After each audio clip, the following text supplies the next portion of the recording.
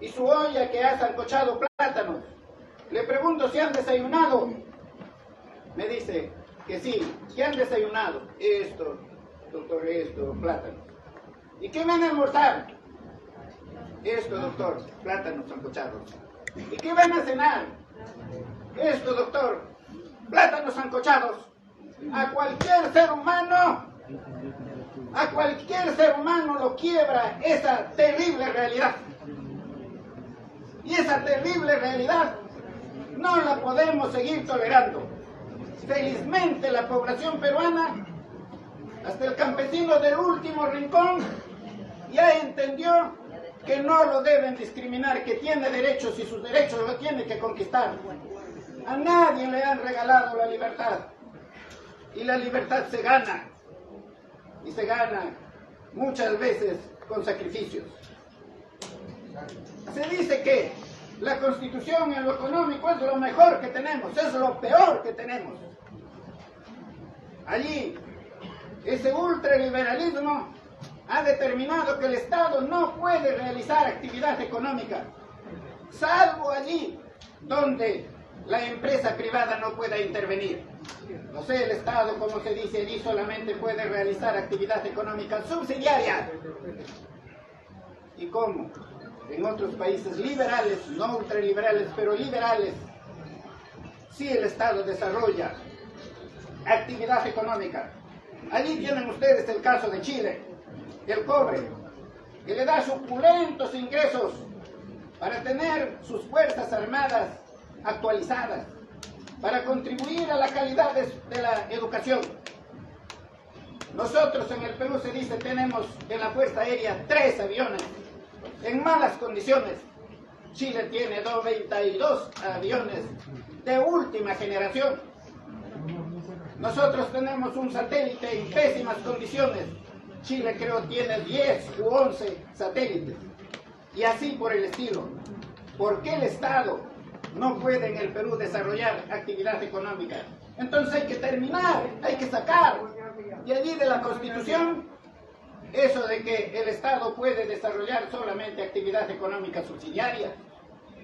O sea, fíjense lo que hay que hacer. Igualmente, tenemos que terminar con los contratos leyes. Contratos leyes que favorecen solamente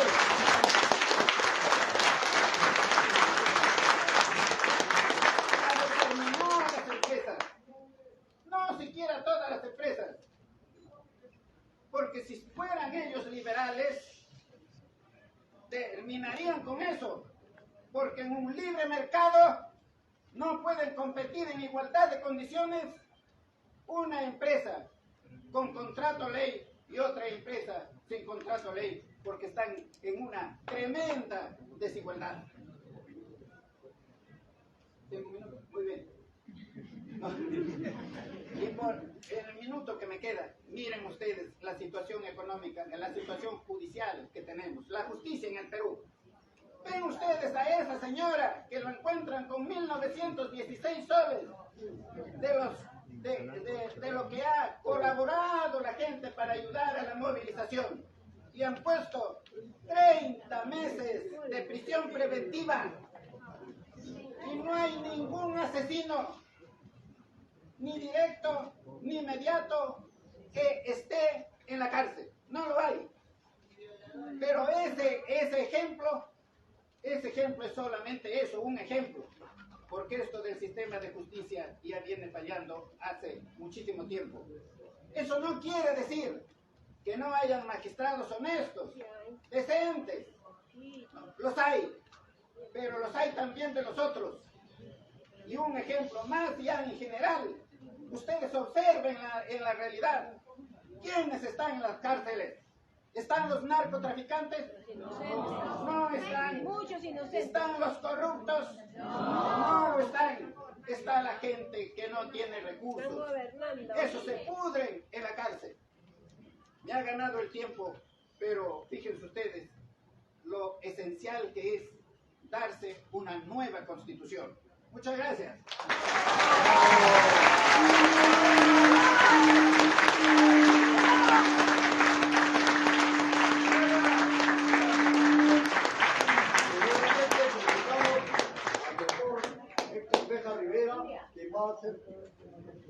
20 minutos. Adelante.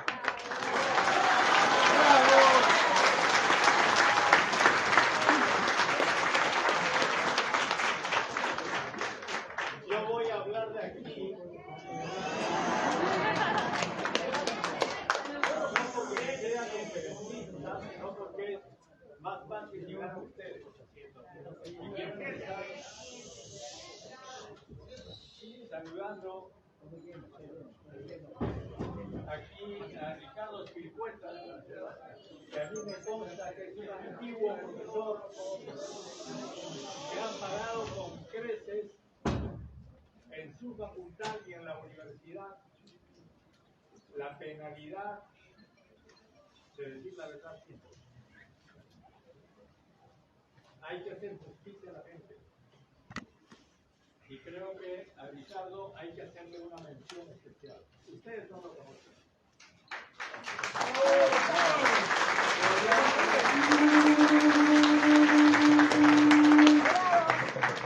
Se anima, no tengo nada que decir. Se puede decir muchas cosas buenas de él, igual que de Luis. Y vamos a lo que yo quisiera decir. Obviamente, estamos en una situación muy especial.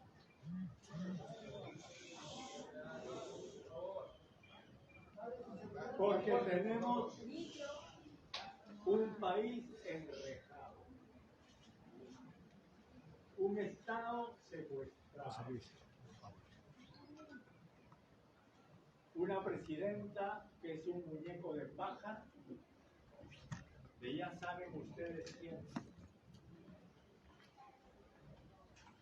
Esta universidad es un ejemplo de lo que digo. Si ustedes recorren los pisos de esta facultad social, van a encontrar que la puerta de la facultad es una reja. Si suben, la puerta del primer piso, el segundo piso y el tercer piso también son rejas. Si quieren entrar a las aulas, también son rejas, están enrejadas. Y miren ahí. Acá.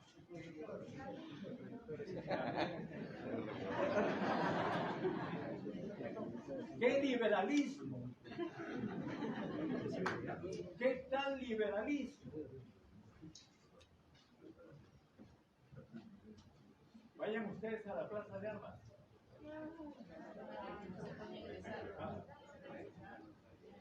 La Plaza San Martín.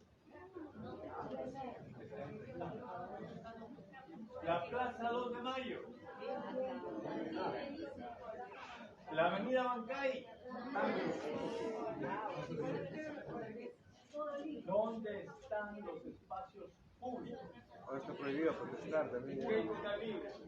Secuestraron a los espacios públicos. Si ustedes se van a Washington, fíjense si la Casa Blanca está enrejada. Se van a Buenos Aires, fíjense si la Casa Rosada, que es la Casa de Gobierno de Argentina, está enrejada. No tiene rejas. Se van aquí cerquita a Bolivia, La Paz, el Palacio Murillo, Palacio de Gobierno no está enrejado. Quito, Ecuador, hay tiendas abajo del palacio, ustedes pueden circular, caminar por ahí.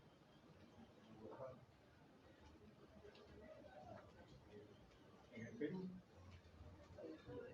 los señores que se han apropiado del Perú tienen miedo, les tienen miedo a ustedes. Ustedes tienen la culpa. Les tienen miedo.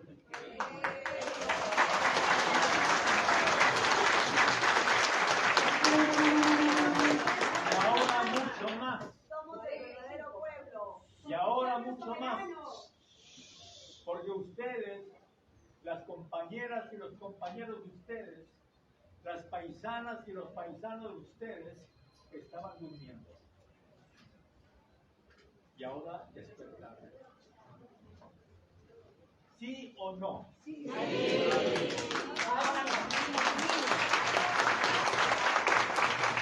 Allá se mueren de miedo. Se mueren de miedo. Ustedes van a la Universidad Complutense de Madrid.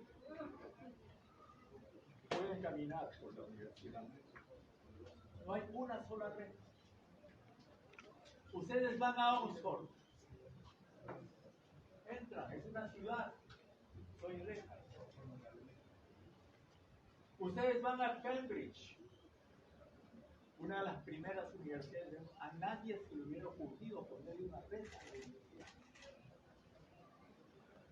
Aquí, reja, encima de reja, tenemos un muro ahí enrejado y todavía tenemos rejas en las que no nos han querido dejar entrar a conocer. A esto que le dicen universidad. A esto que le dicen universidad. Porque nosotros no deberíamos estar acá. Deberíamos estar en un gran auditorio que tiene esa universidad. Que está en la sala rectoral, que se llama el auditorio Ella Dunbar Temple, que tiene capacidad para 2.500 personas. Y hay personas que nos tienen secuestrados aquí, porque nos tienen miedo. Entonces tenemos que acostumbrarnos, hermanas y hermanos, desde ahora, a pensar cómo es posible hacer un país distinto. Porque después del secuestro del presidente Castillo, del golpe de Estado en el Perú, repudiado por todo el mundo, empezando por América Latina, después de las grandes movilizaciones de los hermanos puneños, arequipeños, cusqueños, chanos, tabancaínos, la lista es larga. 70 muertos. Después de eso, el Perú no debe ser igual a eso. No debe tener reglas. Y esos señores que dicen que son liberales, que son expertos en secuestros, en golpes de Estado, en robos, en llevarse todo lo que pueden, incluido el menú del Congreso.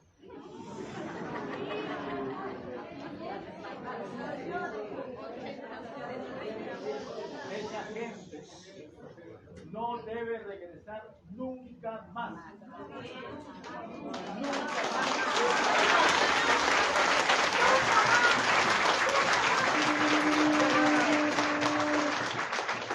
Y tenemos que tener, compañeras y compañeros, en nuestras cabezas y en nuestros corazones y en nuestras conciencias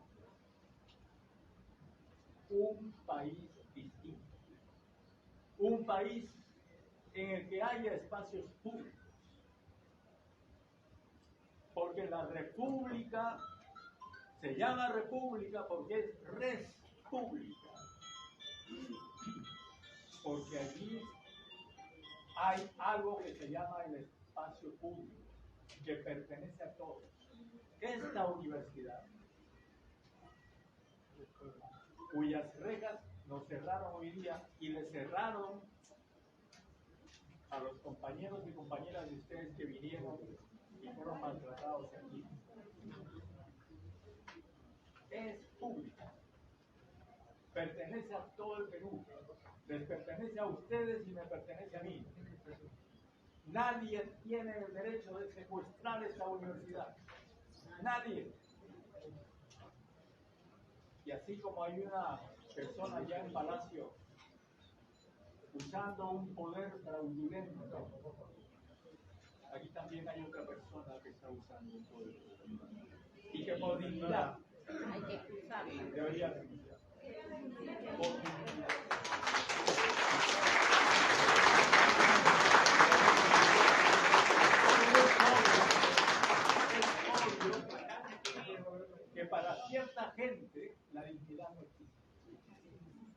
dignidad tenemos nosotros.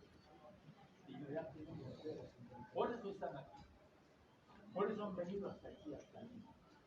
Han venido hasta Lima como vinieron los bisabuelos de ustedes.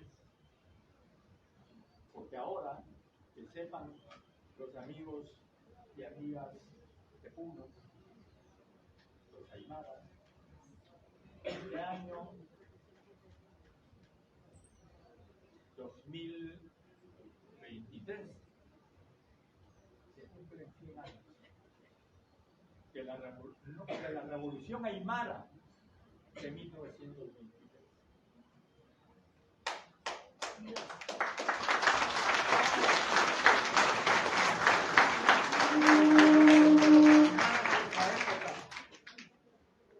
Eran campesinos, eran pobres y eran víctimas de abusos increíbles. Y que cuando quisieron fundar escuelas para alfabetizarse, tuvieron que hacer escuelas secretas, clandestinas, porque las escuelas eran quemadas por los gamonales.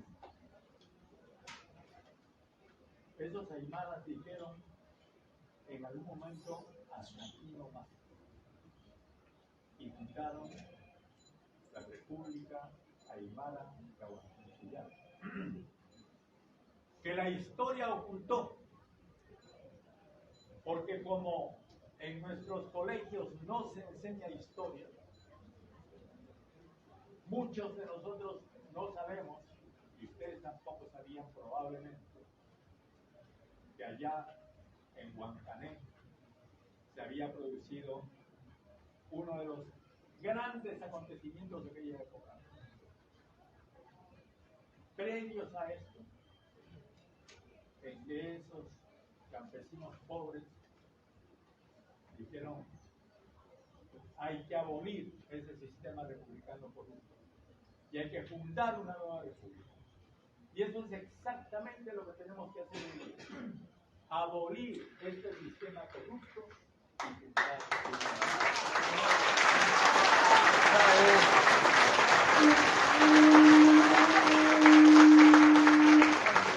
¿Cómo debe ser esta república?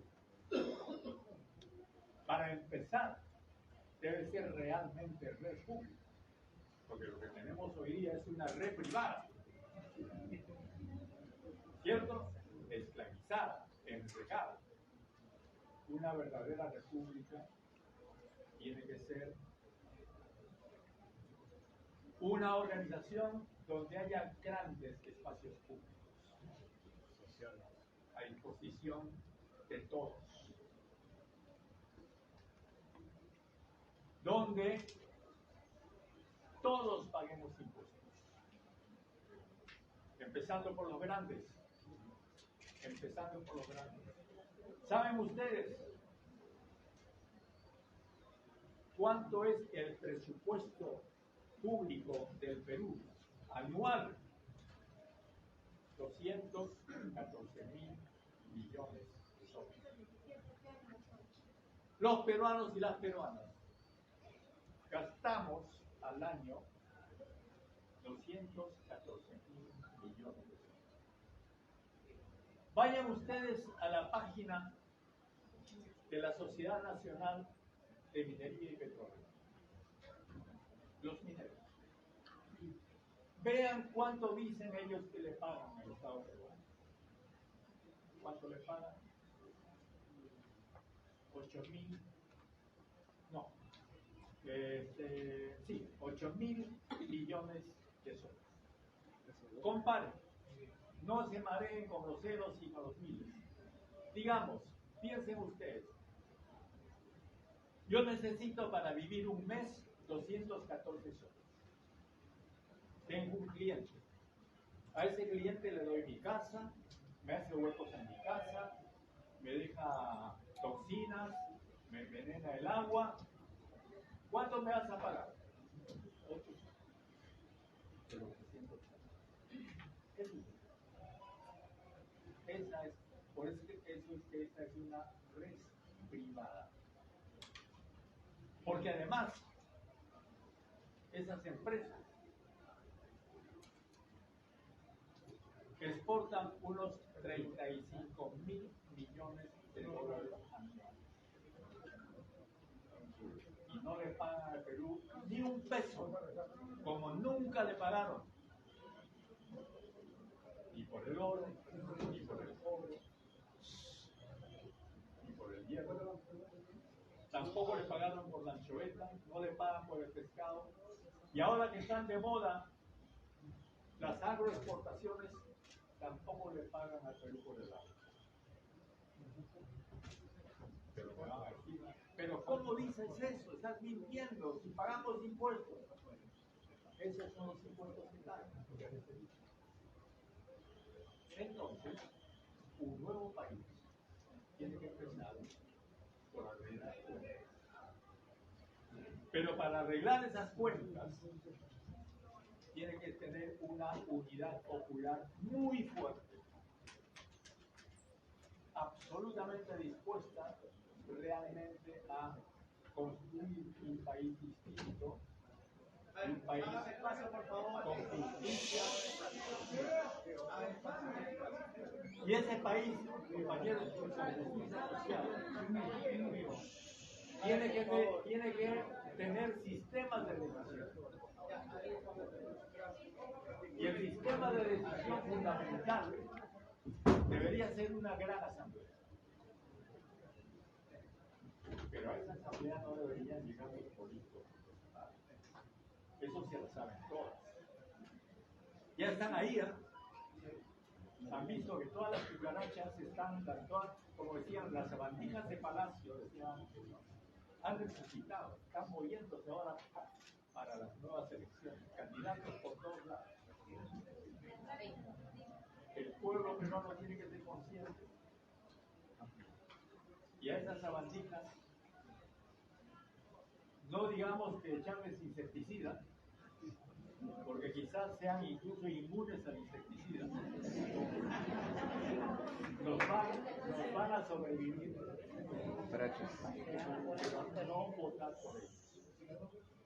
Y construir una situación tal, cuando empieza a discutirse en un proceso constituyente, de manera que tengamos a los aymaras en el Parlamento, a los ashánicas en el Parlamento, a los quechos en el Parlamento, a los chancas en el Parlamento,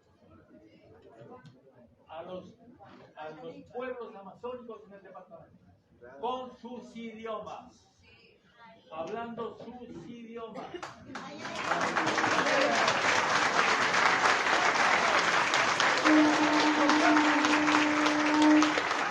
Porque el Parlamento de un país nuevo y un país justo tiene que ser una especie de Naciones Unidas,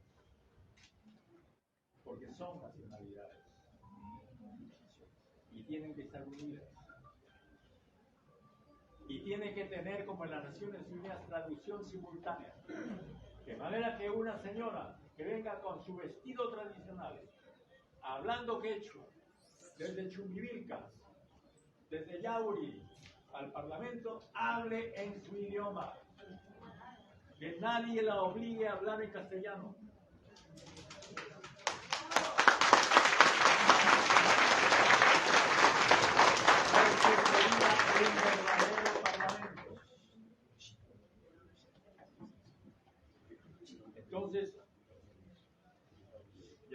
Entonces, el Perú debe convertirse en lo que se llama un país multilingüe. Recién ahí vamos a tener justicia. Cuando no estén esa gente que ha traficado toda su vida. Hay gente que ha estado toda su vida viviendo del Estado. Y cuando sean sustituidos por el pueblo verdadero, el pueblo de abajo, que no solamente ya despertó, sino que ahora tiene instrucción. Porque si esos compañeros de allá del lejano Huancané de 1923 no sabían leer ni escribir, ahora los nuevos compañeros y las compañeras de Huancané, de Yauri, de cientos generaciones, muchos de ellos pasaron por la universidad, son profesionales, tienen dinero y son capaces realmente de construir ese país nuevo con justicia social, por el cual nosotros hemos luchado toda nuestra vida, y con nosotros muchos compañeros que murieron, que dieron su vida, y que seguramente desde donde estén verán con alegría cómo surge de la historia ese país distinto, justo, que ahora está surgiendo.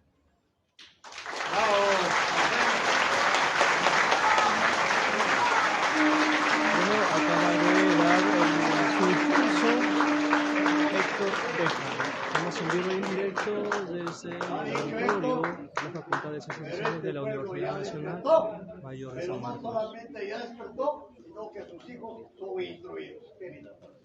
Adelante, Ludelín Rodríguez primero.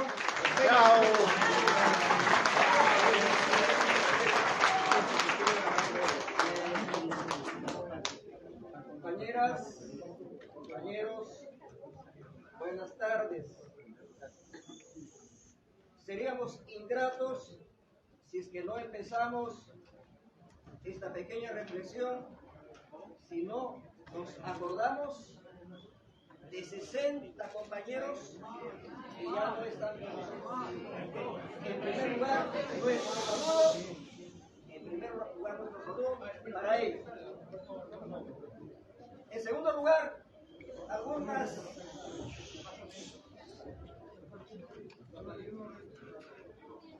anécdotas tal vez personales, pero que tienen que ver con la historia a veces de cada uno.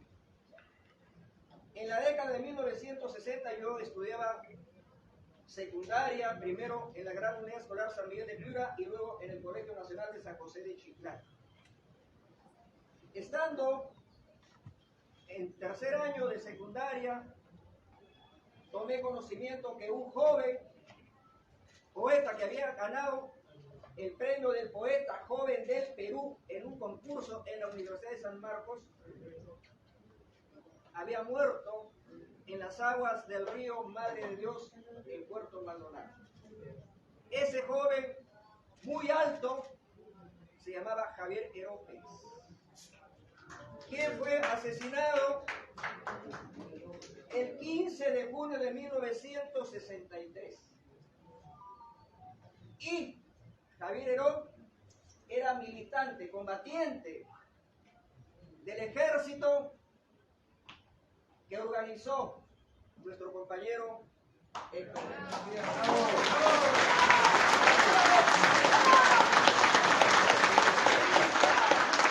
Ese ejército se llamó el ELN, Ejército de Liberación Nacional.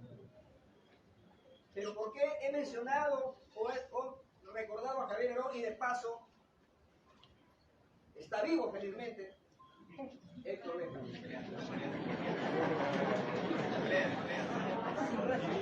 Porque si a veces hablamos de nosotros, y no creo que esté mal, no lo van a tomar como algo de vanidad. Mi primera batalla política fue en el año 1967 para elegir el nombre de la promoción del colegio, porque eso era muy simbólico. Competíamos obviamente con un partido que apareció como socialdemocracia y terminó en ultraderecha, como es el partido aprista, lamentablemente. Y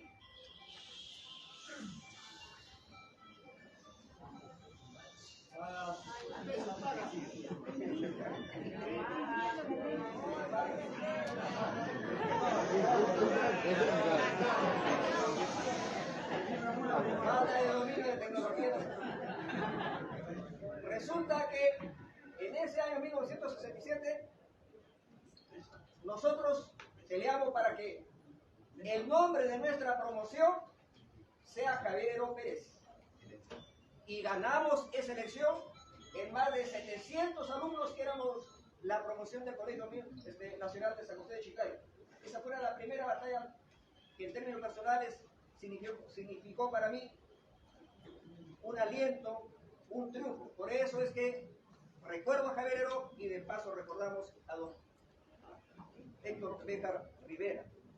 Pero tampoco puedo ser ingrato teniendo a mi costado al maestro Aníbal Torres Vázquez.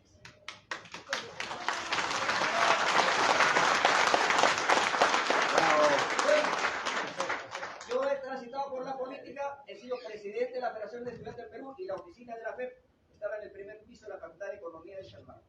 Y también yo, aunque no era sanmarquino, he vivido en la vivienda de la Universidad Nacional Mayor de San Marcos. Por esa generosidad que hay de esta cuatricentenaria casa de estudios, la Universidad Mayor de San Marcos. Pero yo fui regidor en Chiclayo, fui diputado nacional del 85 al 90, y no, por esos azares del destino, en el año 96 terminé de vocal superior en la Corte de Lambayeque. Pasado mis 10 años y haciendo el curso de ascenso en la Academia de la Magistratura, postulé para ser juez de la Corte Suprema, el nivel más alto de la judicatura peruana. Y en el año 2007 me convertí en vocal de la Corte Suprema de Justicia de la República. ¿Pero por qué les cuento eso? Porque quien fue parte de mi jurado, es decir, del organismo que me nombró a mí juez supremo, fue don Aníbal Torres.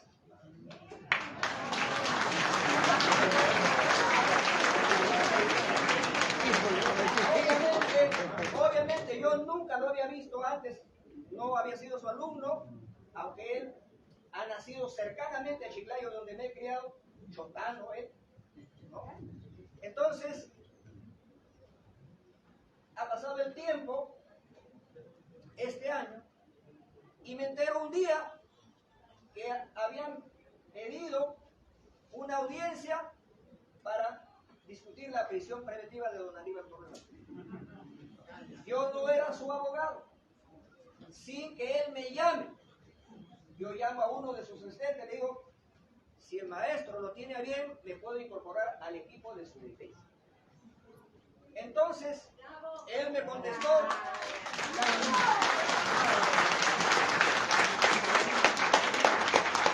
él me dijo que con todo gusto, y me incorporé a la defensa, y fueron 2 días.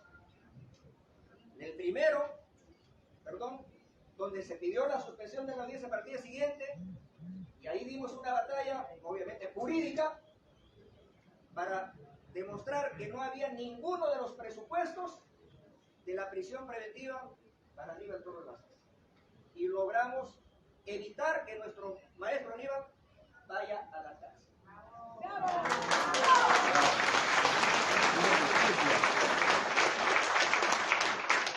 Yo como descendiente o como habiendo nacido en el campo, porque he nacido en un caserío de la Jalca piurana, Rodeopampa, Huarmaca, Huancabamba, Piura, ahí muchos cultivamos valores. Uno de ellos la gratitud. ¿Y qué es la gratitud? Es una deuda que se tiene que pagar, no de plata, no monetaria, sino una deuda de corazón. Entonces yo consideraba una deuda de gratitud con don Aníbal, que en algún momento, de repente, la necesitaba, y le di mi mano fraterna a quien considero mi maestro. Por eso es que me convertí en su abogado de la noche a la mañana, más que por gratitud. Por eso.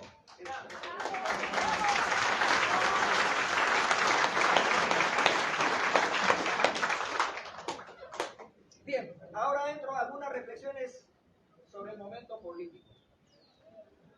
Bueno, después del COVID-19, que ha sido un acontecimiento que nadie lo va a olvidar, porque cuántos fallecidos tenemos en nuestra familia también. Pero que ese fenómeno del COVID-19 tuvo una virtud, en poner al desnudo la falencia de un Estado dominado por un modelo neoliberal, donde la salud pública no existe, todo está privatizado. Eso se evidenció sin tanta teoría, sin que sepamos qué es neoliberalismo, qué es capitalismo, socialismo, sin que sepamos esos conceptos teóricos, lo entendimos clarito. ¿Cuánto costaba internarse en la clínica Ricardo Palma? ¿Y ¿cuánto en un hospital del Ministerio de Salud? En la clínica Ricardo Palma, 800.000 soles. Y en los hospitales del Estado no había ni siquiera cupo. ¿No? Esas son las debilidades del sistema o del régimen económico neoliberal que consagra al 100% la Constitución de 1993. Entonces, ese es uno de los acontecimientos que no vamos a olvidar, la pandemia del COVID-19. Pero ¿cuál es el otro acontecimiento? Es el de una rebelión, el de una explosión social que empezó el 7 de diciembre del año pasado, hace poquito tiempo. Este es un momento extraordinario donde los invisibilizados, es decir, los que supuestamente no se pueden ver, es decir, los excluidos, los marginados de siempre, ¿no?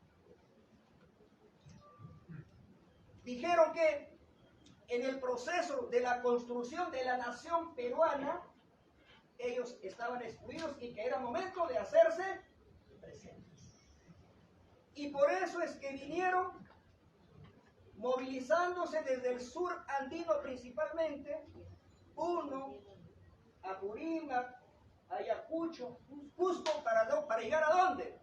A la costa y a Lima, que está bien lejos de ellos, no en términos geográficos, sino está bien lejos en términos de derechos, en términos de oportunidades. Por eso estaba bien lejos. Y llegaron, pues, aquí está la compañera de Puno, con su sombrero, con su soga cruzada, su chicote, con su falda puneña, la compañera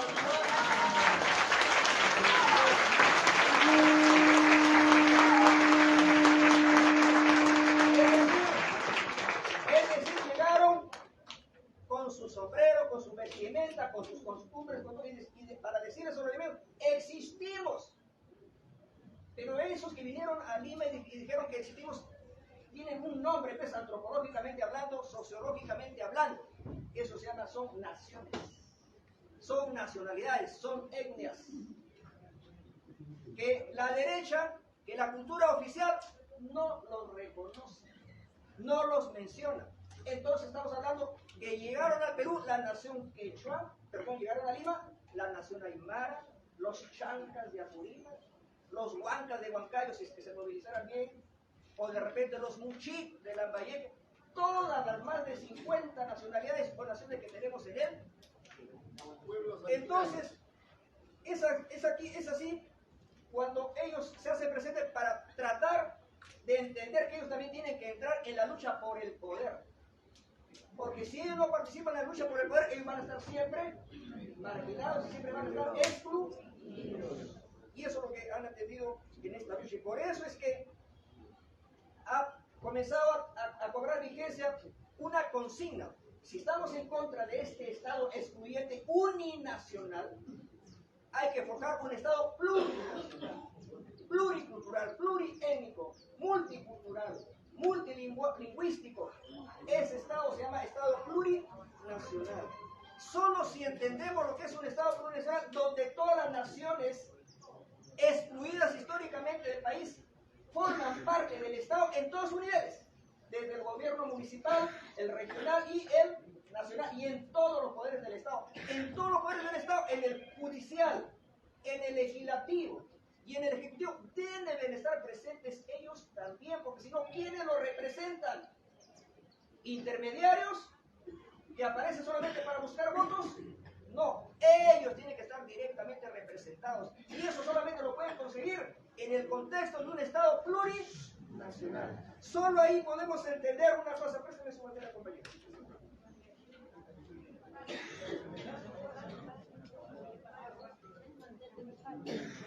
Sin reemplazar la bandera roja y blanca, aunque ahora está de luto, sin reemplazarla, ahí entenderán los peruanos qué significa esta bandera. Entenderán que es la huifala.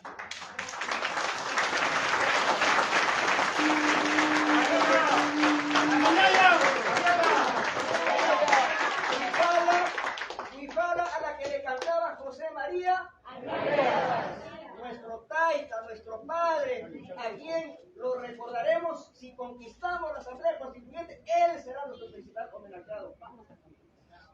Pero ¿qué dice la derecha de esta huifala que ha dicho un progresista? Que es un mantel de chifa.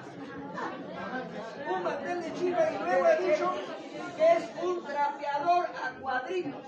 Un trapeador a cuadritos, es decir, para barrer la basura. Eso es lo que dice la derecha de esta huifala. ¿Por qué? Porque tienen una ignorancia extraordinaria sobre lo que son las naciones de nuestro país y lo que significa de nuestro pasado.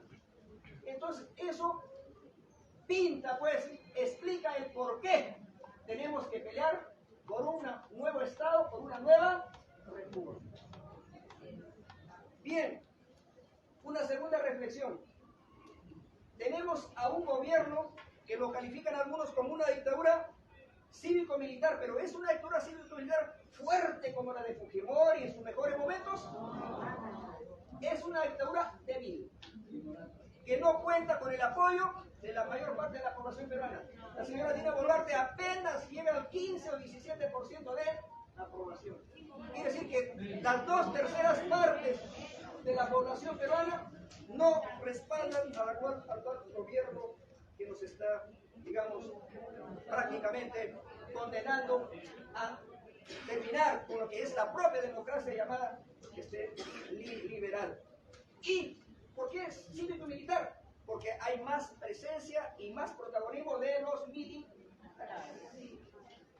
Es decir, se está militarizando el país y se ha aprobado un decreto supremo, una resolución suprema del Ministerio de Defensa que le da carta blanca a la Fuerza Armada para que tenga libertad para disparar y asesinar a más, ya para aumentar la suma de los 60 que hasta ahora tenemos. Eso es un riesgo que hay que parar, porque la militarización del país nos va a conducir al fascismo, y eso es una noche oscura en la historia del país que la tenemos que evitar con el pueblo movilizado. De la Resolución Suprema 013-2023 del Ministerio de Defensa. Eso, la fecha ahorita no la tengo, compañero, pero es la Resolución Suprema 013-2023 de Defensa. Listo. Bien. Por otro lado, compañeros, ¿quiénes son los que actualmente o en los últimos días han salido desde sus pueblos a luchar? Es el movimiento campesino, es decir, las comunidades campesinas y las rondas campesinas son las que se han convertido en los actores sociales más importantes de los últimos tiempos. Es decir, no ha sido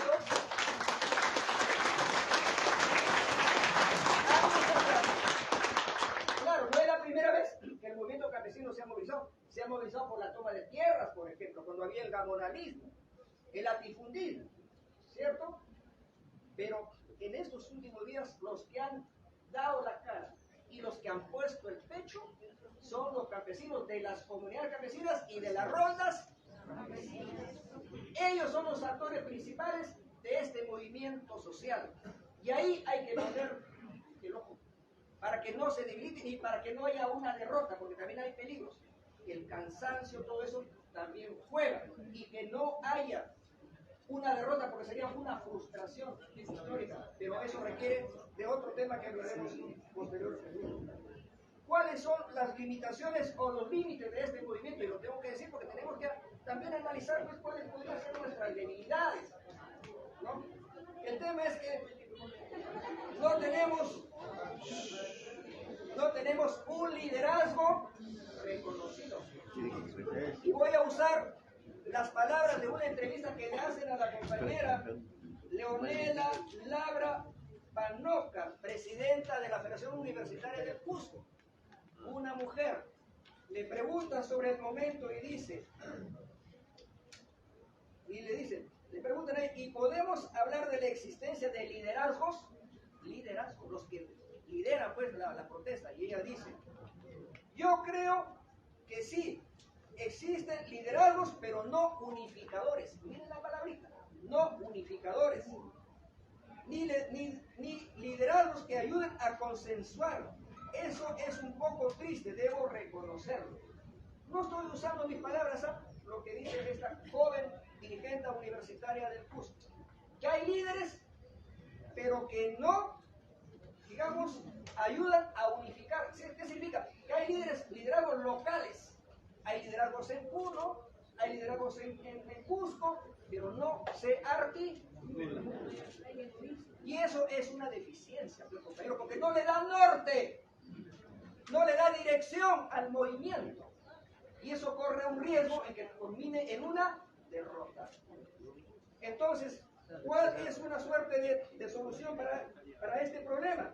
En que hay que ir a construir dirección, liderazgo para todo el movimiento.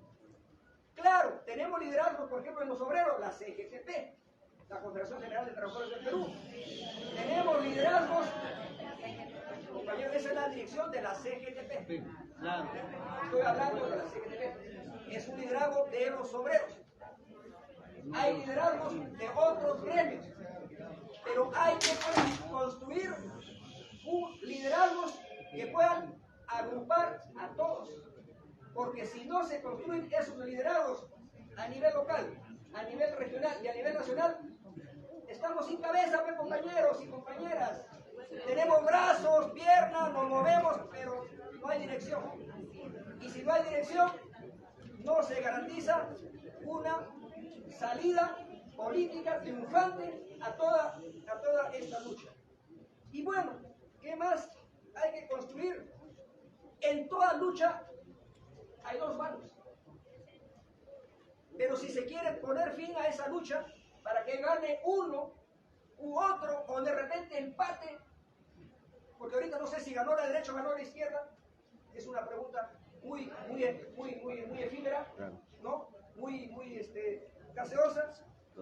Entonces, tenemos que hablar quiénes se van a sentar pues, en una mesa a dialogar.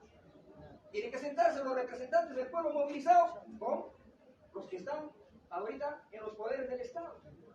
Pero para sentarse ahí, no se van a ir, pues, digamos, para que sea una emboscada y simplemente les impongan los puntos de vista de quienes están en el poder. Se necesita un poco de gente que haga de intermediario, por decirlo en términos más criollos, un poco como de padrinos. Se necesita un poco como de padrinos. Pues bien, ¿quiénes deberían ser, en mi opinión, esa suerte de padrinos? Los interlocutores. Eso se llama interlocutor. Yo no lo estoy inventando tampoco. Ha aparecido un manifiesto por el Perú que lo suscribe la Asamblea Nacional de Gobiernos Regionales, que creo yo que aunque tengan distintos puntos de vista, tienen legitimidad porque han sido recién elegidos y recién están haciendo uso del gobierno. Entonces ellos pueden ser, digamos, interlocutores para poder armar, digamos, un diálogo entre los que están levantados, movilizándose, con quienes están en los poderes del Estado, es decir, con el poder legislativo y con el poder ejecutivo. ¿Y quién más ha firmado este comunicado? La AUNAP. Por eso les digo, ustedes, a algunos les llama la atención la CGTP, pero hay otros interlocutores que van apareciendo en el camino, pues. En este caso, ¿quién es la AUNAP? Es la Asociación de Universidades Nacionales del Perú. Entonces, si tenemos la Asamblea Nacional de Gobiernos Regionales, más la Asociación de Universidades Nacionales del Perú, y si incorporamos ahí a todas las iglesias, podrían...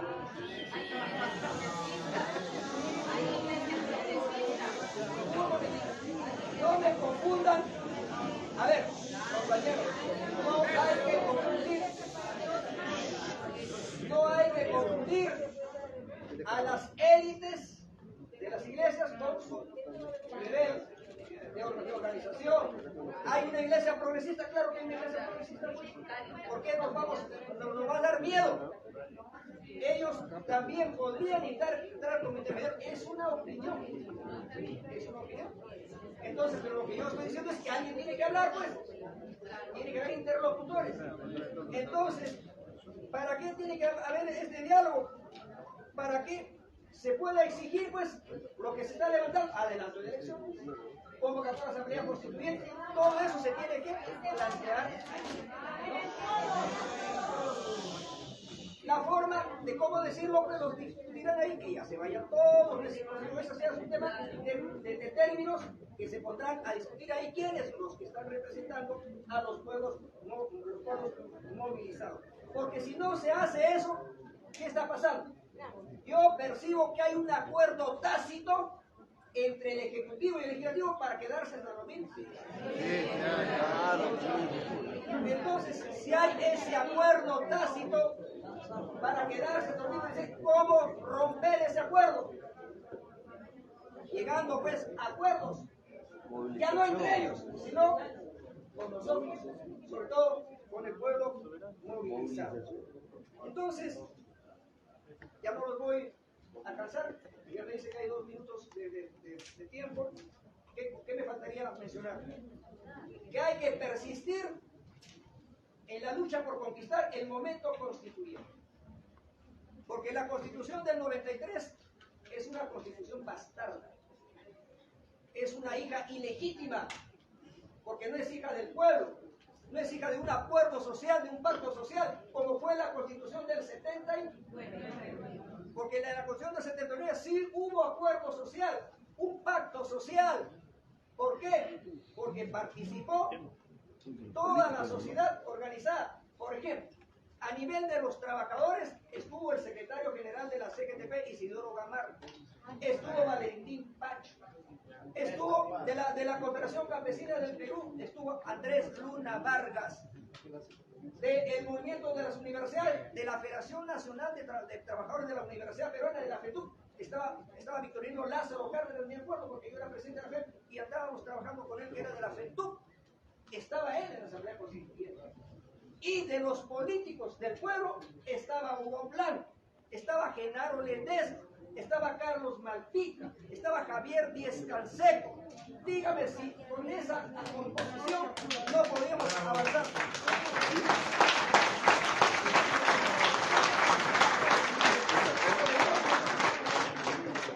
Entonces tenemos que trabajar por conquistar el momento constituyente y para conquistar lo que desde mi punto de vista debe ser una asamblea constituyente plurinacional, donde estén representados también las naciones y los pueblos originarios del Perú, ecologista, porque el problema principal que afronta ahora la humanidad es la propia existencia de ese planeta que se llama Tierra, que es nuestra casa común, donde vivimos todos y que está amenazada con su propia subsistencia.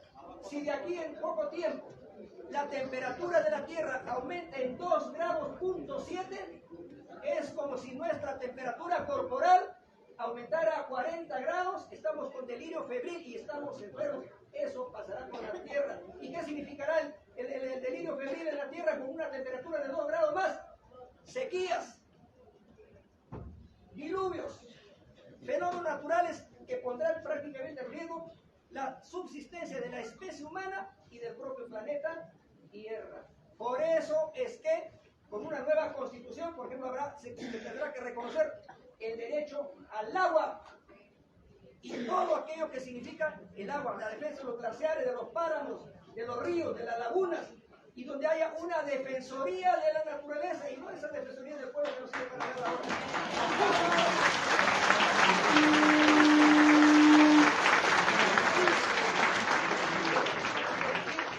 Y la tercera característica de esa asamblea tendrá que ser paritaria.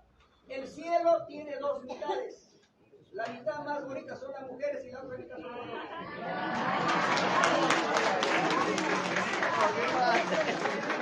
Ahí tiene que ser igualito, paritaria. Si hay 180 asambleístas, 90 varones y 90 mujeres. La paridad ya es un principio de la democracia y la tenemos que respetar en la nueva asamblea. Gracias.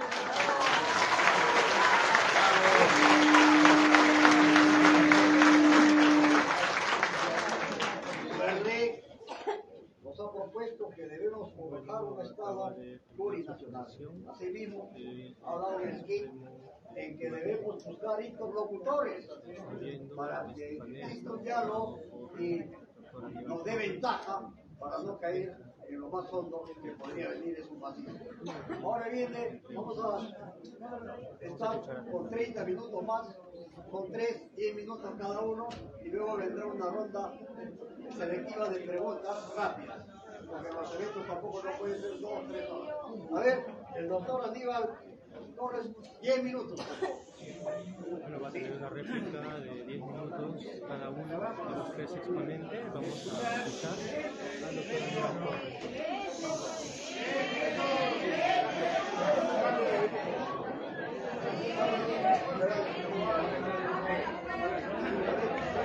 Lo que pasa es lo siguiente, haga un cálculo, acá hay más de 300 personas, afuera hay otros 300.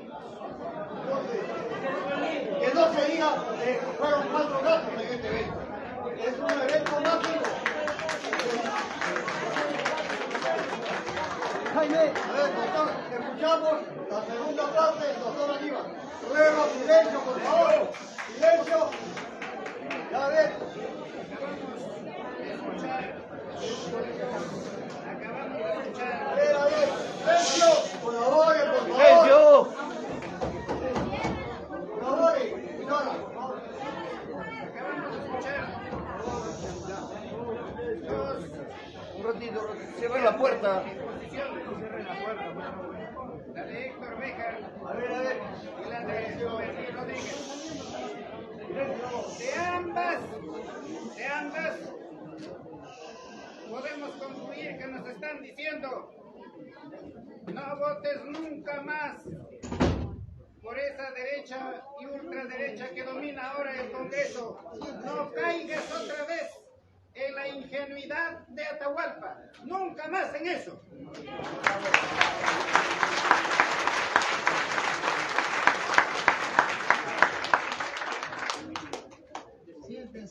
Atahualpa se dejó engañar vilmente.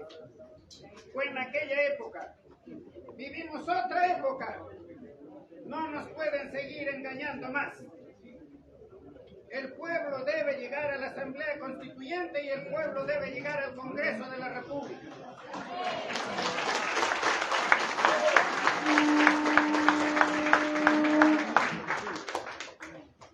La pregunta que nos hemos formulado: ¿cuál es la solución? De acuerdo a los hechos que se ha expuesto aquí, la solución es la restitución del presidente que se encuentra secuestrado.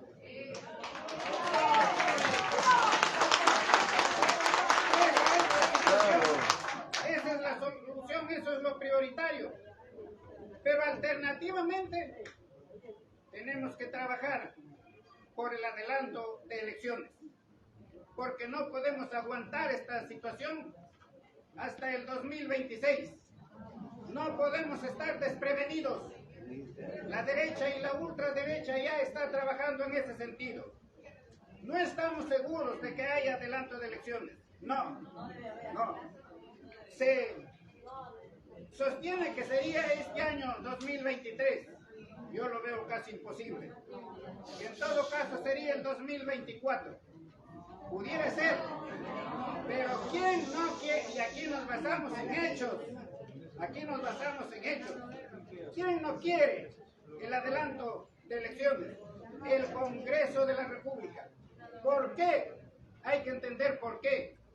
Porque ningún congresista de ninguna bancada quiere perder su quincena, quiere perder su mensualidad. Y se dice eso para las bases de los partidos que están allí. Pero para los que están en la cúspide, no quieren perder ellos las coimas que reciben para que saquen tal o cual ley perjudicando a la población. No lo quieren. De manera que ese teatro que se hace en el Congreso de que uno pide adelanto de elecciones agregando, por ejemplo, la Asamblea Constituyente, otro dice adelanto de elecciones sin Asamblea Constituyente, eso es como si se hubiesen puesto de acuerdo para que haya desacuerdo. A esa conclusión han llegado y a esa conclusión llegamos. Nos damos cuenta, lo advertimos. No quieren ellos quieren permanecer hasta el 2026. Entonces, para el probable caso de que hubiera adelanto de elecciones, pues los que militan en los partidos políticos tienen que estar trabajando ya, y me refiero a los partidos políticos de izquierda, y no pueden estar discutiendo minucias, sino tienen que ponerse de acuerdo sobre los puntos fundamentales. No pueden estar discutiendo de que hay que ir a la Asamblea Constituyente, pero que para eso primero hay que ir a la Constitución de 1979. No, señores, eso es facultad de la Asamblea Constituyente. Si la Asamblea Constituyente lo decide, se va a poner en vigencia la Constitución del 79 y sobre esa se hacen las modificaciones.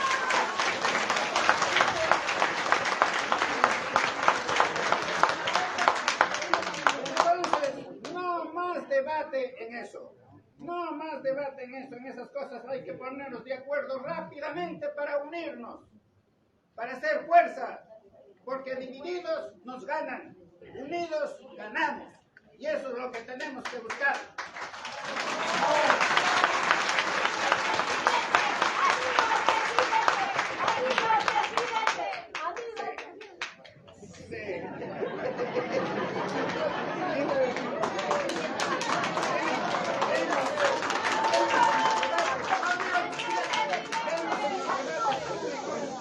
Vemos en los debates públicos que los que no quieren la Asamblea Constituyente, o sea, la derecha o la ultraderecha, le critican al otro que pide Asamblea Constituyente y le dice: no ha leído siquiera la Constitución, no sabe siquiera qué se va a cambiar en la Constitución.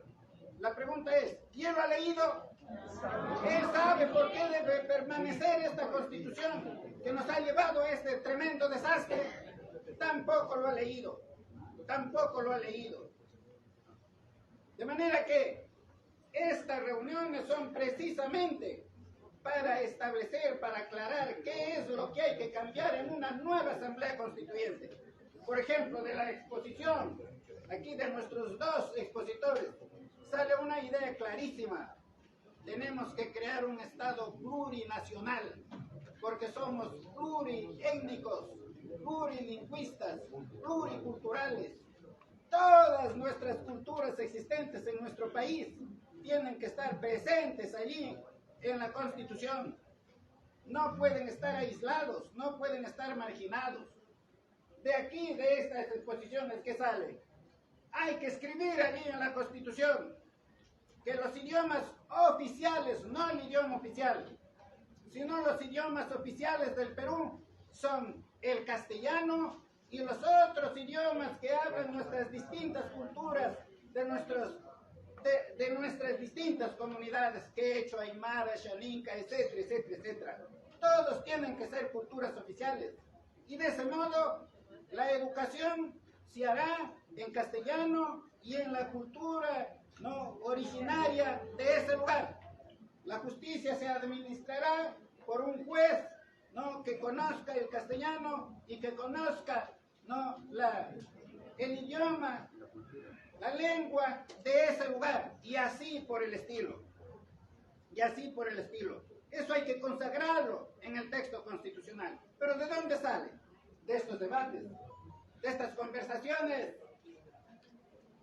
Todos nos ponemos de acuerdo y todos podemos pensar aquí. No se necesita ser muy leídos para darnos cuenta de esa necesidad. Hay que construir un Perú que se base en nuestros valores ancestrales. No seas ladrón, no seas ocioso, no seas mentiroso. Hay que desterrar la mentira de nuestro país para que tengamos, por ejemplo, una prensa que informe y que no desinforme. Porque imagínense ustedes, la prensa hasta hace poco criticaba hasta lo más mínimo al gobierno. Pero viene la señora Dina Boluarte y todo cambió. Todo cambió. Todo es bueno ahora. La pregunta es, ¿cuál es el desastre? El desastre es el gobierno de Pedro Castillo, que trabajaba por los más pobres, que refaccionaba colegios, refaccionaba hospitales, hacía caminos, puentes, carreteras. O el desastre es este gobierno que tenemos ahora. Ese es el desastre. Y este desastre lo tuvimos durante 200 años de vida republicana. Hay que consagrar en la Constitución que desaparece definitivamente los monopolios, los oligopolios en el país. Porque los monopolios, los oligopolios son los que más daño causan a la población. Ellos fijan los precios, ellos le sacan el dinero a los más pobres, se enriquecen más y más, empobreciendo más y más a la población. Allí en la Constitución tenemos que establecer que la educación, la salud, la vivienda, la infraestructura son derechos fundamentales y no son simples servicios, porque todos los peruanos, absolutamente todos, en igualdad de condiciones, deben acceder a esos servicios.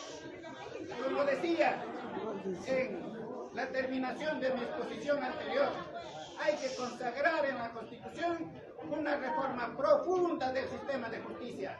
Una reforma profunda del sistema de justicia. Porque eso que le ha pasado a esa señora que le encontraron con los 1.916 soles de la recaudación del público para apoyar a las marchas, no, eso les puede suceder o nos puede suceder a cualquiera de nosotros. Nadie puede estar seguro que no puede caer, no, en esa posigla que es ahora la Administración de Justicia. No, con eso estoy diciendo que no todos los magistrados del Poder Judicial, del Ministerio Público, de la Junta Nacional de Justicia, del Tribunal Constitucional son corruptos, no. Hay también personas decentes, pero los otros son los más. Por eso es que tenemos la justicia que tenemos. Hay que hacer una depuración en la policía, en las Fuerzas Armadas. Hay que limpiarlo de los asesinos. Hay que limpiarlo de esos sujetos que maltratan al ciudadano, que el ciudadano está marchando, ya se está retirando, se va y a balazo limpio, no le muele las costillas, le golpea en la cabeza. No todos los peruanos sabemos cuántas son las víctimas de estos movimientos, no, porque no todos están allí, no todos se les ha tenido en cuenta. La gente se está curando en sus casas, la gente se está curando en sus casas. No, señores, hay que construir un país humanitario, con derechos fundamentales para todos. Sí, muy bien, termino. Con derechos fundamentales para todos. No podemos seguir aguantando esto. El campesino ya lo entendió y está movilizado. El campesino ya entendió cuáles son sus derechos. Nos subimos arriba a la cumbre y ya sabe, ya despertó. Nos falta despertar a los que nos consideramos intelectuales. Volvámonos más humanos. Trabajemos por todos.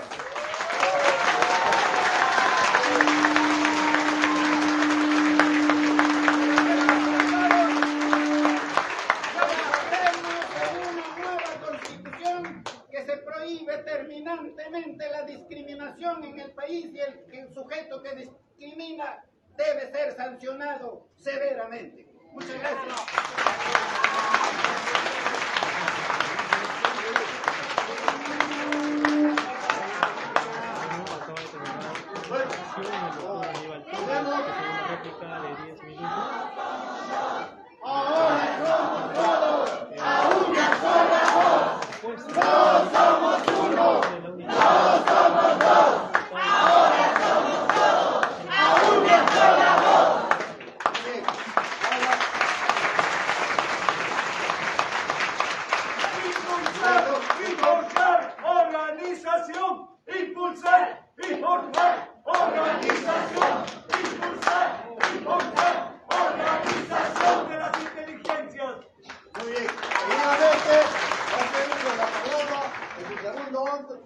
El doctor Héctor Bejar.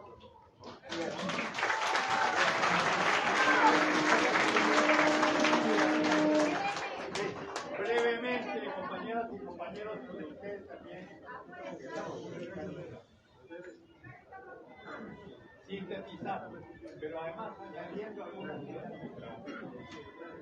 Primero, esa señora que quiere quedar con toda su corte, se está quedando. Se va a quedar hasta el 2024. Si puede, se va a quedar hasta el 2026. Y su corte quiere quedarse 30 años más.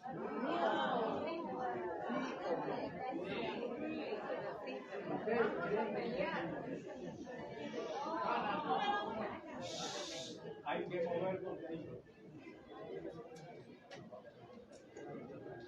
Y para movernos de ahí, la presión popular nacional y la presión internacional, que ya llamó al Perú a que haga elecciones de una vez, convergiendo, tienen que lograr que esa corte de sabanditas que se quieren quedar se vayan. Si se van, tienen que irse rápidamente con un gobierno provisional cuya única misión sea convocar elecciones. Pero si esas elecciones van a ser una repetición de las que ya hemos tenido, vamos a tener otros traidores que van a ganar y que ya están pululando. Entonces, claras consignas. Nada de políticos tradicionales.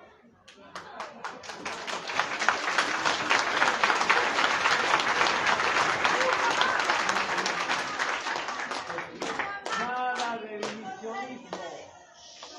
Nada de divisionismo. Una sola voz. Una sola candidatura.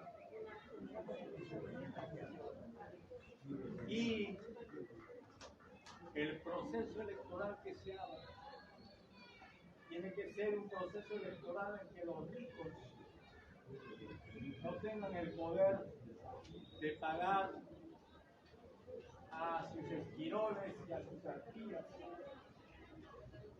que los programas de televisión para que ataquen, criminalicen y calumnien a las candidaturas que se están con la derecha. Los peruanas y los peruanos, las peruanas y los peruanos, tenemos el derecho que tenemos que recuperar a ser informados de los que los candidatos y candidatas tienen. Y eso significa que el Estado o tiene que pagar o tiene que expropiar como fuera, pero tiene que abrir para el pueblo la televisión. La televisión de Lima y las televisiones para que allí hayan debates como este. Nada de que hago un escenario y entonces pongo 30 gentes ahí y les digo, tú hablas un minuto, tú hablas un minuto, tú hablas... No, esas son estupideces, esas son falsas, esas son trampas. Durante varias semanas tiene que haber en las televisiones y en los periódicos un debate abierto, democrático, abierto a todos. Y eso es lo que hay que exigir. No basta solamente con que se vaya la comunidad. No basta con que haya elecciones rápidas. Si esas elecciones rápidas, repito, van a ser la repetición de lo que ya sabemos, vamos a ver nuevamente. Entonces vamos haciendo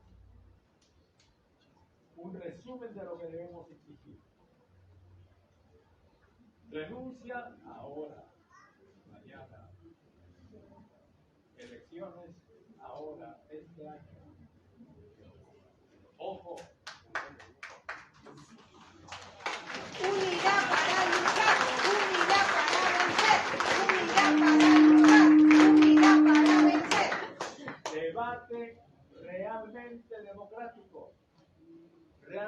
abierto para que podamos tener esa constituyente de la que hemos hablado Aníbal, Duverní y yo. Nada más, compañeros y compañeras.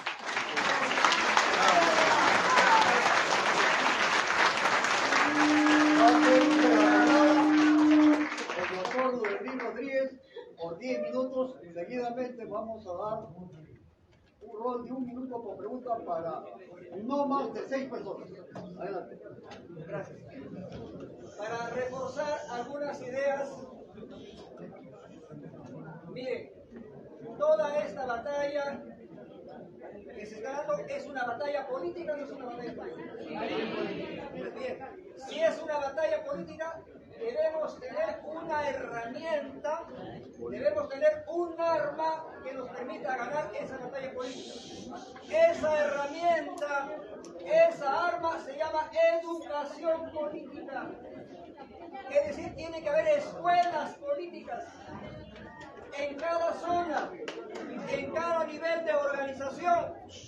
Porque si no hay esas escuelas políticas, ¿dónde aprendemos de plurinacionalidad? ¿Dónde aprendemos qué es nación, qué es Estado, qué es república? ¿Dónde aprendemos qué es democracia? ¿Dónde aprendemos qué es principio paritario? ¿Dónnde aprendemos todos los que son los principios del mundo andino amazónico? La reciprocidad, la unidad complementaria. ¿Dónde lo aprendemos? Tiene que ser en una escuela que no nos da el Estado. Tenemos que aprender nosotros, a educarnos nosotros mismos. La gran prensa no son herramientas de comunicación social, son herramientas de contaminación social. Entonces, hay que reemplazarla con lo que se llama la prensa alternativa. ¿Qué es la prensa alternativa? La que está en provincias, las que están en los distritos. Porque la gran prensa es monocorde, habla un solo lenguaje, un solo idioma, y sobre todo en función de cómo les pagan. Entonces, compañeros y compañeras, una tarea impostergable es avanzar en formación política. En educación política no hay que tenerle miedo, porque eso sería un contrasentido, que vengamos a luchar a Lima, a pelear contra el centralismo capitalino, contra digamos, no queremos nada con la política. No, el apoliticismo no es bueno, es malo.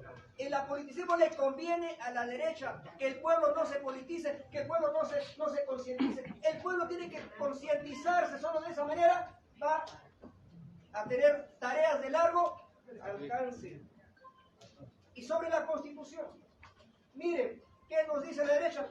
Ustedes no saben ni un artículo de la Constitución y piden nueva Constitución. Para eso hay que hacer las escuelas. Por ejemplo, en la organización que yo estoy, este jueves tenemos una escuela sobre nueva Constitución que la va a dar la doctora Raquel Irigoyen Fajardo, que es la que más experticia tiene en temas de pueblos, de derechos de pueblos indígenas, de pueblos originarios. Es decir, tenemos que formar, compañeros, esas escuelas, porque si no, pelear por pelear es como que no sabemos a dónde vamos. Tenemos que tener claridad, y eso es una necesidad. Porque miren, la educación es para formar, no para deformar. Ustedes, por ejemplo, se quejan de la brutalidad del ejército y de la policía, ¿o no? Pero ¿por qué son ellos así? ¿Porque nacieron así? No, porque los formaron así. ¿Y dónde los forman? En las escuelas de oficiales de las Fuerzas Armadas y de la policía. Ahí les enseñan que aquel que habla de izquierda es un terrorista, que es un comunista, que es un enemigo del país, del Perú, y que por tanto hay que tomarlo como un enemigo, y el mejor enemigo es el enemigo muerto, y hay que matarlo. Ellos les dan esa formación, ¿y qué formación les dan? Por ejemplo, ahí les enseñan a torturar. Antes la Escuela de las Américas de Estados Unidos, que funcionaba en Panamá, era la escuela de los verdugos y de los torturadores de todos los gobiernos fascistas que hubieron en América Latina, en el Cono Sur, con Pinochet, con Videla, con Ordebarri, con Pazos. Ahí les enseñaban quiénes eran los instructores, los maestros, los norteamericanos. Ellos son los que los forman así, los vuelven insensibles, que son capaces de torturar a su propia madre. Entonces, ¿cómo vamos a cambiar la formación de nuestros policías y de nuestros soldados? con una nueva formación, pues, porque con lo que ahora hacen es deformar su mente, deformar su conciencia, deformar su alma. Eso tiene que cambiar. Y en una nueva constitución se establecerá, por ejemplo, que debemos tener una universidad para las Fuerzas Armadas. Universidad. Para que los oficiales tengan en esa universidad, en lugar de solo enseñarles a cómo pegar y a cómo disparar, que se les enseñe derechos humanos, que se les enseñe a construir, porque en este país ya no tenemos conflictos de límites territoriales ni con Ecuador, ni con Chile, ni con nada, eso ya ha terminado. ¿Y para qué queremos un ejército, una fuerza armada tan numerosa? Ya no es necesario. Y si existe, démosle nuevas tareas pues al ejército, que ayuden a construir caminos, que ayuden a construir carreteras, escuelas, que eso sea su nueva función y no solamente reprimir al pueblo, que no les enseñen a odiar al pueblo, sino que les enseñen a respetar al pueblo, porque al final de cuentas son también gente que sale de nuestro seno, ¿o no? Entonces todo eso tiene que darse, pues, compañeros y compañeras, en un nuevo contexto, en una nueva república, en una nueva constitución, ¿no? Y por eso es que se tiene, por ejemplo, que hacer cosas simbólicas. ¿Se acuerdan que cuando se programaba la marcha de los 4 suyos allá en el año 2000, para que se vaya la dictadura de Fujimori, una cosa simbólica que hicimos, ¿qué cosa era? Lavar la bandera, ¿o no? Pues ahora, además de lavar la bandera, ¿qué podríamos hacer? Hay que quemar la Constitución del 93.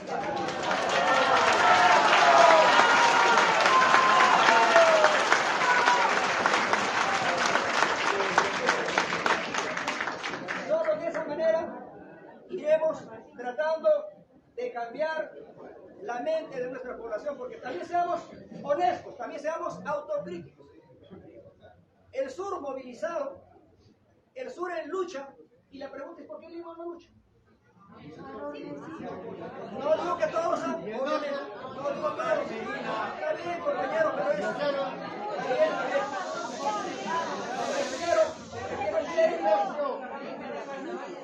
Me refiero en términos pues, de masa, de movimiento de masa. No, es que ya no lavaba el cerebro. Lo que nos falta pues en Lima, compañeros, nos falta más trabajo. Más trabajo. Porque no va a ser posible que tengan que venir los pueblos del sur para que recién despierten los pueblos de la costa. No, cada uno tiene que levantarse. Cada uno tiene que concientizarse. Y cada uno aportar su cuota de lucha dentro del contexto nacional. Es decir, tenemos mucho que hacer, compañeras y compañeros. La lucha no ha terminado, la lucha continúa, las batallas van a continuar, como ya han dicho nuestros compañeros Aníbal Torres y Héctor Béjar.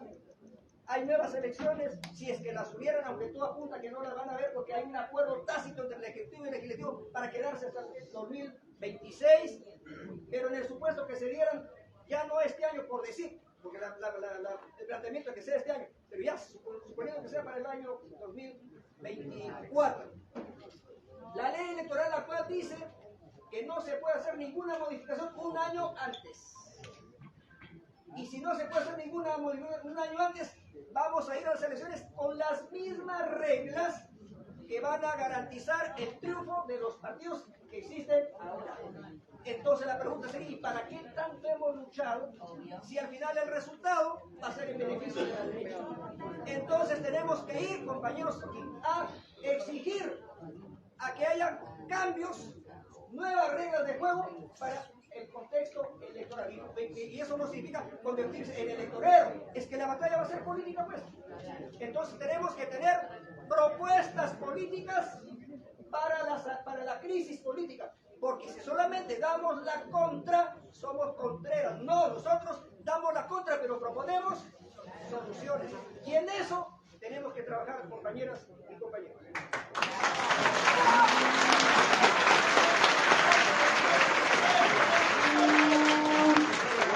La experiencia me enseña a ser un poco vertical. Levanten la mano de este lado que quieran hacer la palabra. Lo digo primero. José Luis Manrique. José Luis Manrique.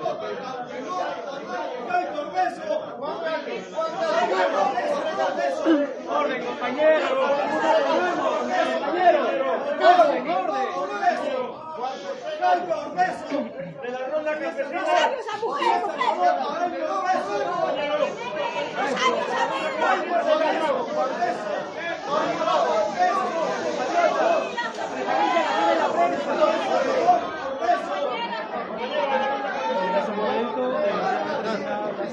Hernán. RTV Jana Perú. RTV Jana Perú. Una dama, rápido. Rosario, Saavedra. Rosario, Saavedra. Las ejecuciones, A ver, léelo.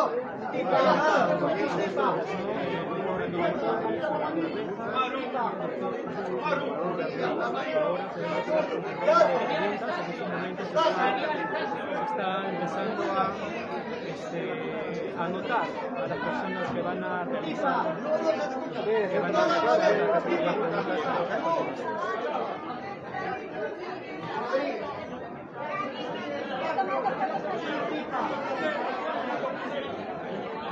Muchas gracias. Solamente un minuto. Un minuto. Y va a hacer pregunta a uno de ellos, nada más.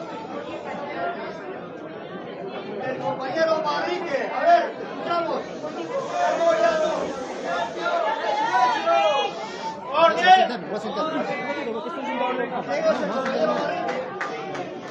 Ya perdió Manrique. Ya, pero está pasando, pues. Ya, pero, a ver. Pero está pasando, pues acá. A ver. La pregunta.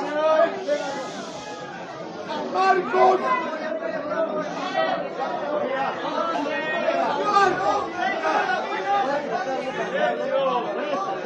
Al final la compañera tiene que dar un espectáculo. Al final. Bien.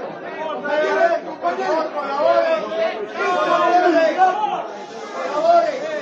Esta universidad. ¡Silencio, orden! Es anterior a la República, compañeros. A ver, por favor, si pueden guardar el orden. Por sentidos.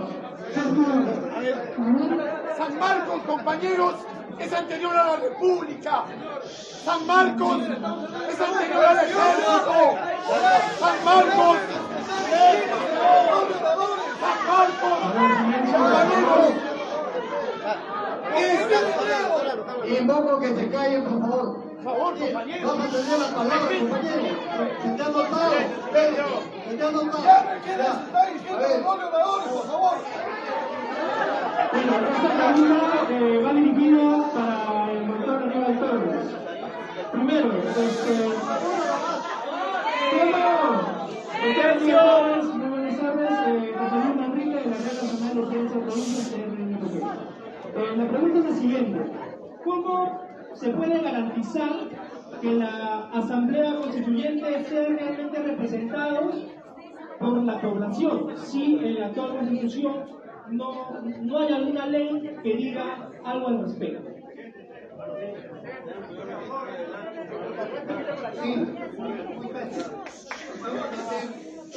Tiene que hacer una modificación constitucional, un agregado al artículo 206 de la Constitución, en donde se establecerán algunos requisitos para la convocatoria a una nueva Asamblea Constituyente, ¿no? A fin de formar una nación, como se ha mencionado aquí, plurinacional, en donde están representados todos los peruanos, y no como sucede ahora, en que tenemos una constitución que están excluidas las culturas nativas de todo el país, las comunidades indígenas, etcétera, etcétera, etcétera.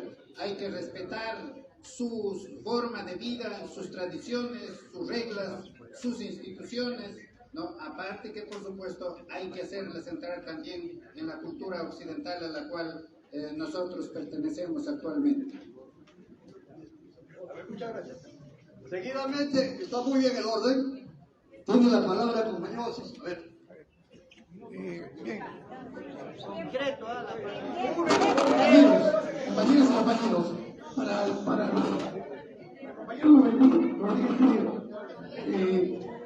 José José Faustino Sánchez Carrión fue el ideólogo de la República del Perú, catedrático de San Marcos de la Cátedra de Vísperas de Leyes, el redactor de la primera constitución política del Estado peruano, salió de San Marcos, compañeras y compañeros. José Faustino Sánchez Carrión precisamente promovió la primera asamblea constituyente, compañeros. Retomemos este ejemplo, compañeros, en esta coyuntura para el momento constituyente que estamos planteando. Gracias. No he hecho la pregunta. Compañero Hernán, ¿quién es?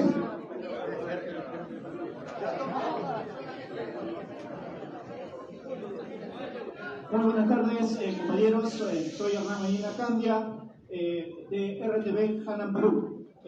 Mi pregunta concreta es para el doctor Aníbal Torres. Hace un momento en su disertación planteaba que hay que restituir al presidente Pedro Castillo.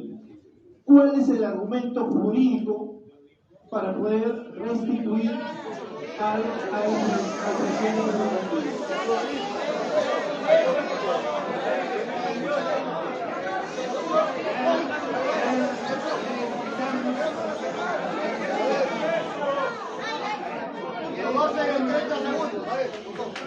Ya explicamos el procedimiento para la restitución. La vacancia dictada por el Congreso de la República el día 7 de diciembre, o miércoles 7 de diciembre pasado, es nula. Y si es nula, no produce ningún efecto y tiene que restituirse al presidente. No, quizás no sea posible eso por los organismos jurisdiccionales nacionales, porque no vivimos verdaderamente un Estado de Derecho, pero sí puede ser mediante los organismos internacionales. Le toca el turno al compañero Saavedra. ¿Quién es? Saavedra. Señora Saavedra. No sé qué. Buenas tardes. Les pido que me corten. Soy psicóloga de derechos humanos y estoy viendo cerca lo que está pasando. El desgarre de nuestra dignidad nacional, de nuestra integridad integral, del riesgo que estamos corriendo. Tengo dos preguntas latentes, pero ya han sido respondidas idóneamente. Gracias a estos idóneos profesionales. Un minuto. Gracias al joven que dio el cierre. Ya, las dos preguntas son, primero, siendo que este gobierno es completamente ilegal, demostrado nacional e internacionalmente, ¿no es cierto o no que las leyes que están dando no tienen validez? También lo son, puesto que hasta el Congreso está inmiscuido por arrastre en esta ilegalidad, ¿verdad? Ya, porque la ley. La otra pregunta acá al doctor Rodríguez Dinero. La otra pregunta es, no sé, siendo expuesto idóneamente acá el señor Bejan, siendo que hay grupos, la otra pregunta, ¿no? Siendo que hay grupos representativos de los trabajadores de la clase obrera, de todos, a nivel nacional,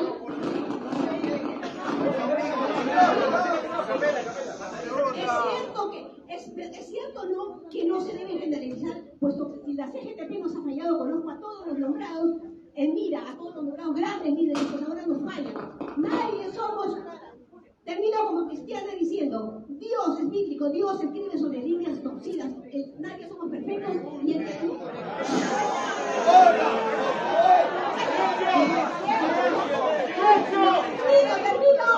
Termino.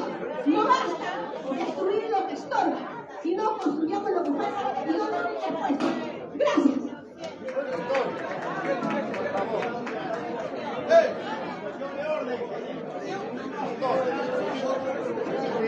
Seguidamente, el compañero Guamaní tiene la palabra, señor. Calvi. ¿Quién es Guamaní? ¿Quién es? Espérense.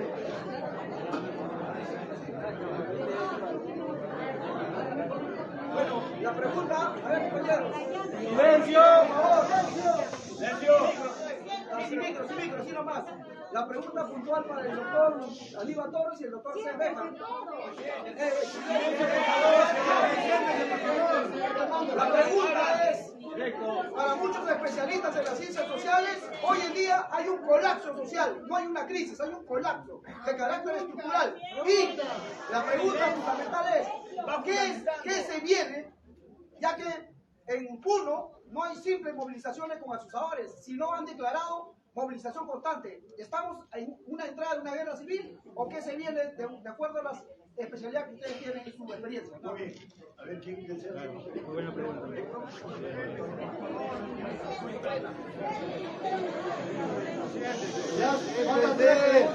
Ya, por favor. Duberlín, por favor. Doctor, ante todo ruego.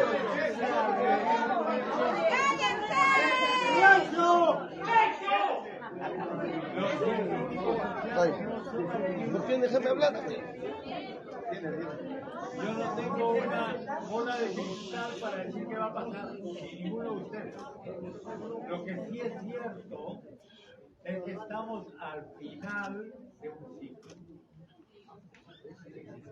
que está caracterizado por la podredumbre del Poder Judicial, la podredumbre del Parlamento, la podredumbre del Ejecutivo y la podredumbre del sistema político, la podredumbre de los medios.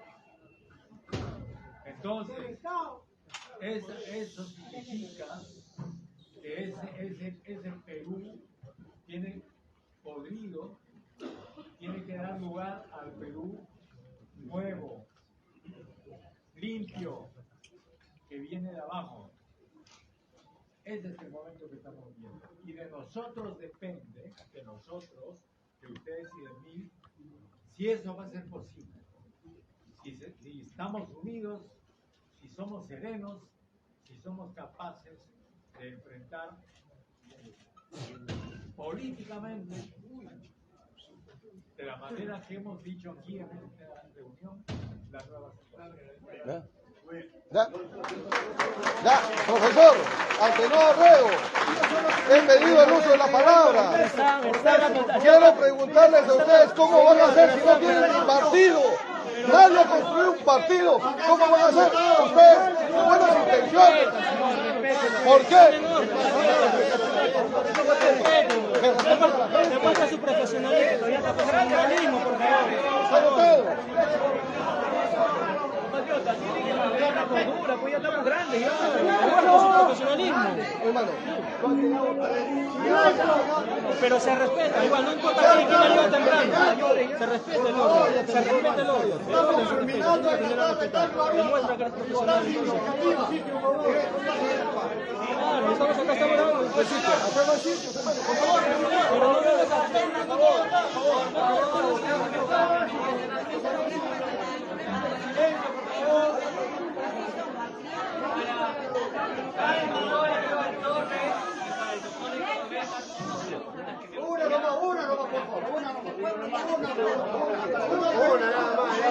Una pregunta nada más.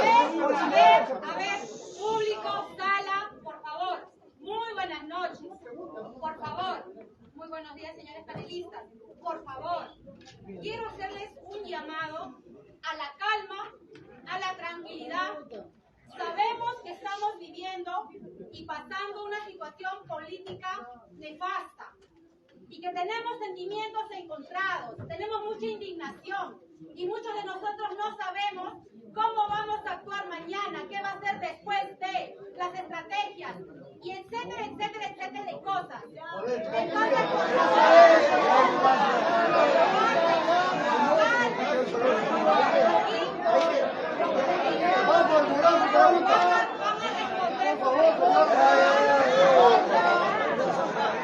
Dejemos lo que está en la lista. Luego vamos a preguntar a tenor quién es. Luego Estacio, Rodríguez y Candela. Y ahí termina. A ver, la pregunta sería, usted ha hablado de un declive del entendimiento del ordenamiento jurídico, doctor Torres. ¿Esto sería a propósito o es en realidad que actualmente los que deberían conocer el ordenamiento jurídico en el Estado están muy mal formados? Y para el doctor Béjar, si es que alcanza el tiempo, sería rápido nomás, que la crisis política de lo que usted ha llamado red pública, que para usted es una red privada, viene solamente desde el 93, desde esta constitución, o viene incluso desde el origen de la República Mexicana? Eso es todo. Gracias. Parece muy teórico eso. El doctor Aníbal va a responder. Bien.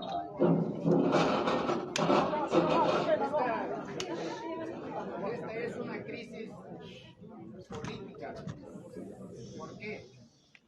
Porque el pueblo ha despertado. El pueblo que se sintió discriminado, marginado, olvidado, ha despertado. Y eso está bien. Nos critican por haber despertado al pueblo, diciendo la verdad. Como he dicho públicamente, esto debió suceder hace muchos años atrás, cuando Víctor Andrés Belaúnde escribió La Realidad Nacional, o cuando se escribieron los 7 ensayos, o cuando se escribió la historia de la República. Pero lo que pasa es que los autores metieron allí en su discurso cuestiones idealistas que lo alejaban de la realidad. Ahora hemos mencionado la realidad tal cual es, y el pueblo ha despertado. Los cambios sociales no se producen de la noche a la mañana, requieren de tiempo, requieren también de sacrificios. Podrán terminar con nosotros, podrán terminar con cientos de nosotros, pero vendrán millones de nosotros que conquistarán su libertad, porque esto no puede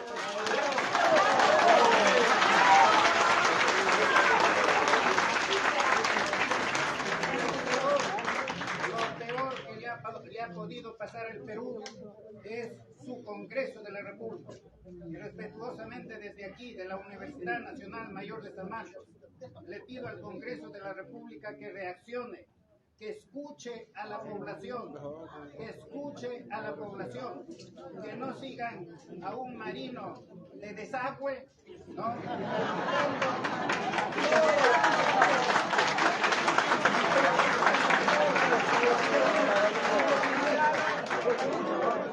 Si fueran terroristas, ¿quién hay de terroristas aquí?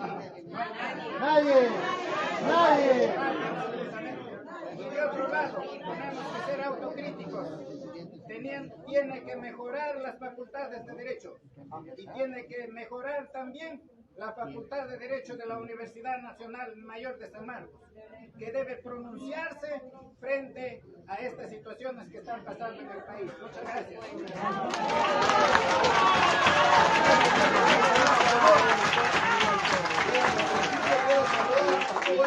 Público que ha venido, muchos se han quedado afuera. Reconozco acá a unas luchadoras sociales que están acá, que han estado en las partes. A todos los panelistas, ¿cómo van a hacer el cúmulo de deseos? ¿Cómo lo van a hacer si no tienen ni siquiera un partido? Esa es la pregunta. Aníbal, lidera la lucha.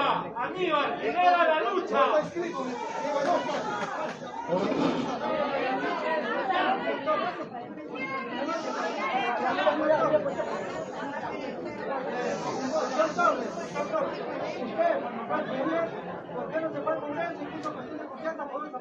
Señor, mantenga el orden, pues, compatriota, el que está entregando los volantes. Silencio. Esa pregunta. Lidera la lucha, Aníbal. No va a ser el único ejemplo.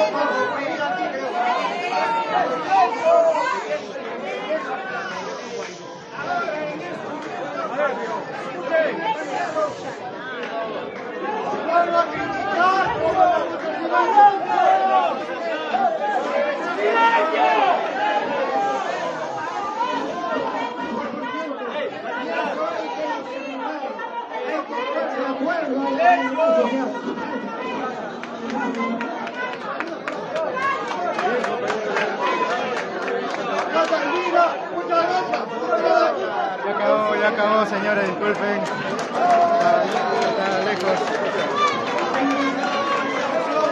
Eso es todo por hoy, eso es todo.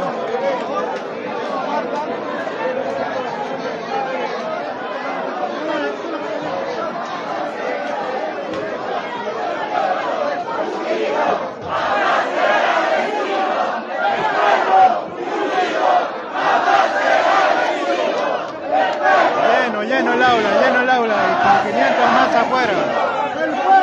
La rectora de la Universidad San Marcos ha boicoteado esta reunión, y aún así se han empeñado para dar la reunión contra viento y marea, señores.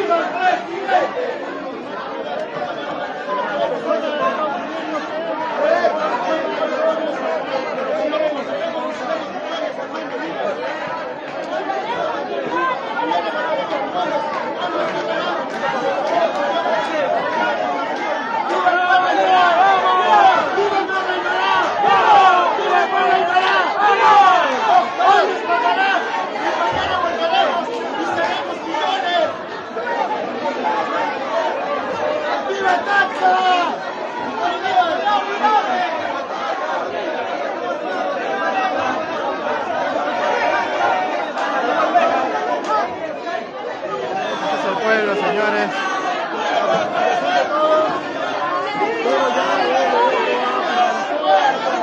ha finalizado, señores.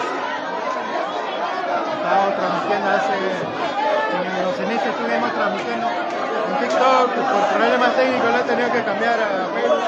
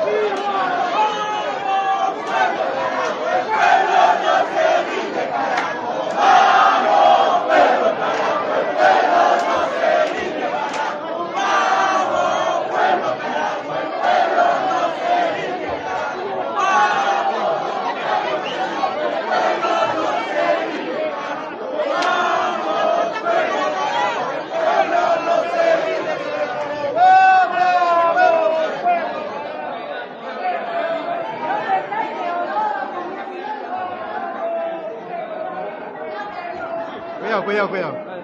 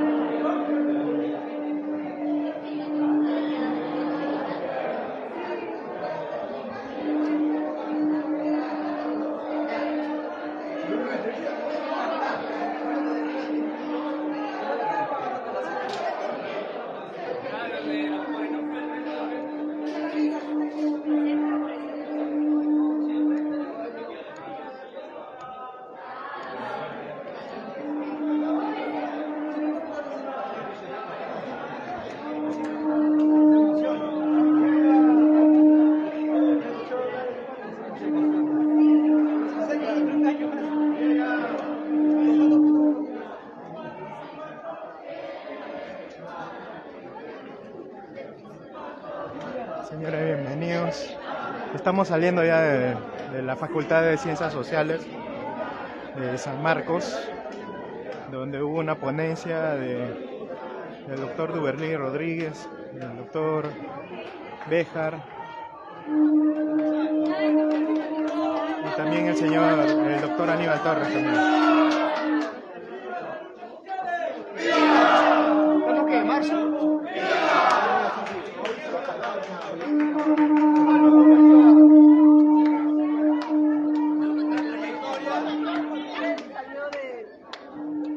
Una trayectoria, doctor, va a ser difícil encontrar un igual como usted, doctor. Va a ser muy difícil la trayectoria que usted ve, déjenle ver el suelo, el escalón. En las áreas verdes, para que pueda respirar.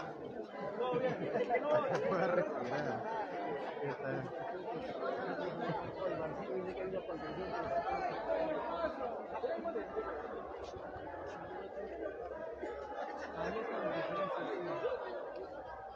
Bueno, el señor Béjar está allá atrás.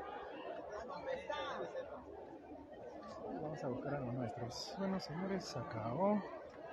Ya será una próxima ocasión.